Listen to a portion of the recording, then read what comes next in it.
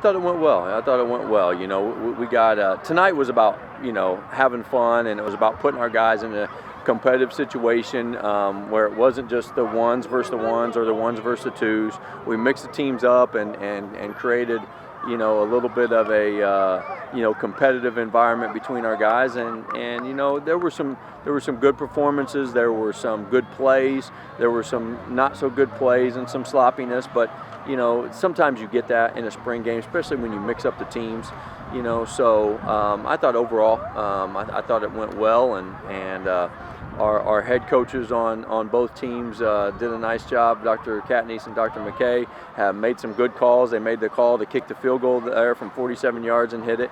Then they made the call on the punt to punt them down. And the first time the gray team went for it, Dr. Katniss decided to go for it on fourth down. So made some gutsy calls and some good calls, and likewise on the other side with Scott Sorensen and Mike Shaw. So you know, everybody did good, and I thought they made some good calls, and the players responded to them.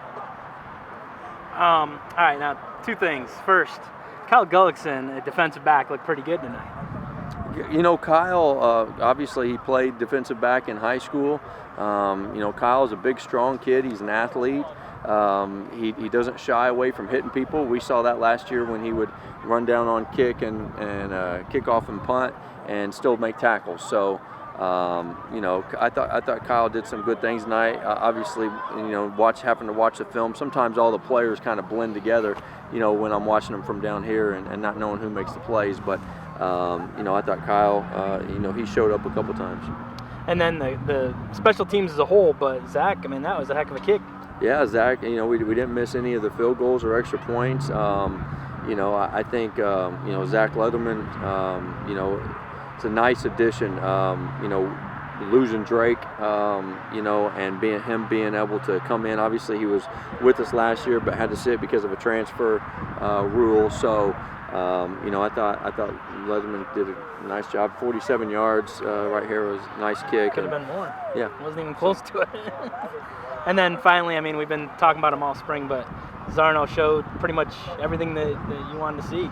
Yeah, you know, obviously he scrambled out there a lot of times and made some plays with his feet. You know, a big part of that is because with his inexperience, just not really maybe understanding the concept of the play well enough and possibly being uncomfortable. So, and that's very common with young quarterbacks. You know, if they get uncomfortable, they're going to scramble out. I did the same thing, and but I tell you, you know, he's ahead of where Cato was as a true freshman. I'll tell you that. And Cato came along and turned out to be a pretty good player. So, you know, I think Brandon has a bright future, and he made some great throws there to Wayne to keep the one drive alive where they got the score. And then obviously on the last touchdown, made the throw to Wayne to get him down there, and then to Jaron Barrett, made some plays with his feet and shows a lot of different ability to do different things.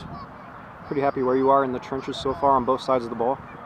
Yeah, I think so right now. You probably didn't see that as much tonight just because it was a mixture, but when you put just our ones out there, or just our one defensive lineman, or just our one offensive lineman, you know, I think that we're pretty good. But we've got some really solid backups. I really feel good with about 10 offensive linemen right now, and really feel good with about 8 of our defensive linemen. So, you know, into our 2 deep, I feel really good about that rotation, and we got to keep getting better in the trenches. You know, that's what wins football games, you know. So, but tonight maybe was an indication of it, but over the last 13 practices, we felt pretty good with our O&D lines. Mark Cato talked about he wants to put an emphasis more on the tempo and get better at the tempo. That's obviously something that your offense tries to stress to catch the defense off guard. And you talk about how you can improve your tempo. Well, one thing is we got to do a better job as a coaching staff of practicing that more. You know, we don't practice that as much because you know, it's just a difficult thing, especially when you're working with scout defensive players, to try to get the defensive players lined up to be able to do that. Obviously, doing that with our own defense is good, but it's not good to always do that against our defense, because our defense needs to be able to line up and you know, see the formation sometimes, and we can't just go fast all the time. So it's definitely something that we've got to continue to work on and practice. But I think a lot of it is the coaching, and then I think a lot of it is just it's a mindset and it's an urgency with the players. They've got to get up to the ball, they've got to line up, and they've got to get the call and be ready to go. Sometimes the call's in, we're ready to go, but the players aren't always lined up. So something we got to practice more if we got to practice it on air. Usually as the season goes, we usually get better at that as the season goes along.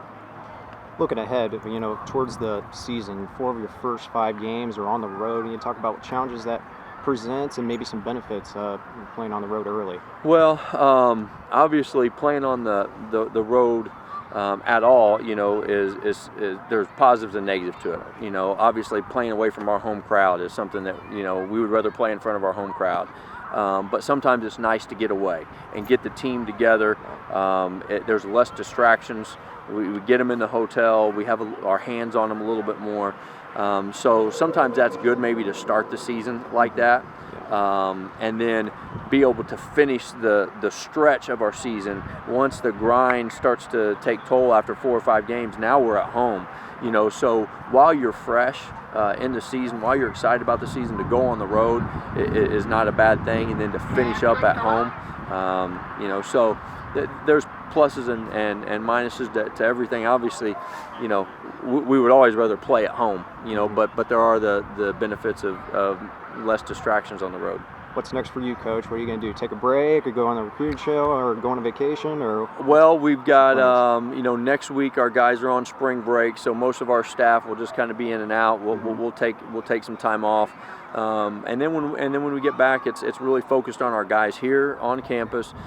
We've got NCAA pass individual skill instruction, so we can work with them two hours a week, which is nice. And then obviously they'll be doing weights and conditioning, and then we'll start recruiting. Yeah, we'll start recruiting and just starting to identify some guys that we want to go see in May.